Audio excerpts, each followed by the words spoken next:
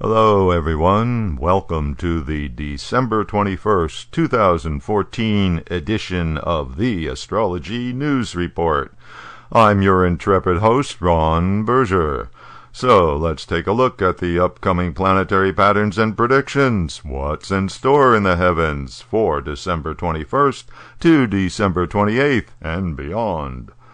Today, the 21st of December, is the winter solstice, popularly known as the first day of winter in the northern hemisphere. The sun is at its closest to the horizon in its apparent journey from north to south in the sky. This is the shortest day of the year and the longest night. From this day forward, the sun begins to slowly return to the northern hemisphere, signaling longer days and eventually warmer weather. Due to the sun changing its apparent direction relative to the horizon, the energy of the sun is considered weakened.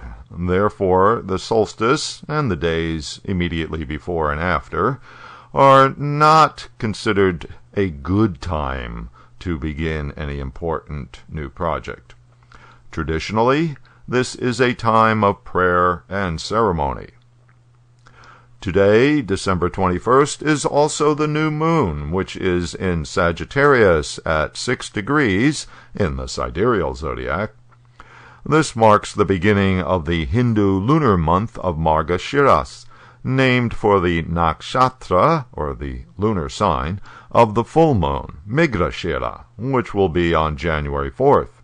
Except, this year, the full moon will not be in Mrigashira, but rather in Punarvasu, a sign noted for doing things over, or success after initial failure.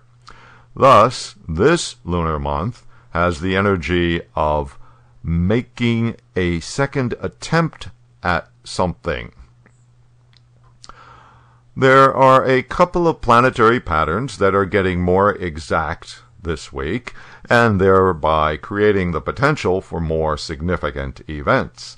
One of these is the Uranus-Ketu conjunction, which I have been referring to for months now.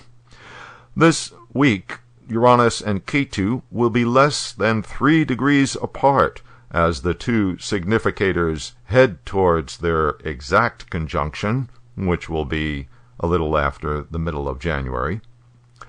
Uranus has been retrograde for several months, and this week, as it prepares to go back to direct motion in the zodiac, Uranus is stationary. In other words, it appears to be motionless at 18 degrees Pisces. Stationary planets are considered very powerful. Next Saturday and Sunday, December 27th and 28th, the moon will transit through Pisces, and this gives the Uranus-Ketu combination a further energy boost. The exact conjunction will be on Sunday the 28th.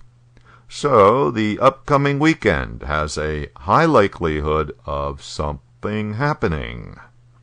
The potential for crisis, rebellions, natural disasters, accidents, and so forth, which the Uranus-Ketu energy pattern represents, has had plenty of examples in recent months, even recent days. There will be more, and likely intense, incidents over the coming weeks. Since the combination happens in Pisces, a water sign, there's a strong potential for crisis and disastrous events connected with the water element, especially flooding. And again, there have been plenty of recent examples.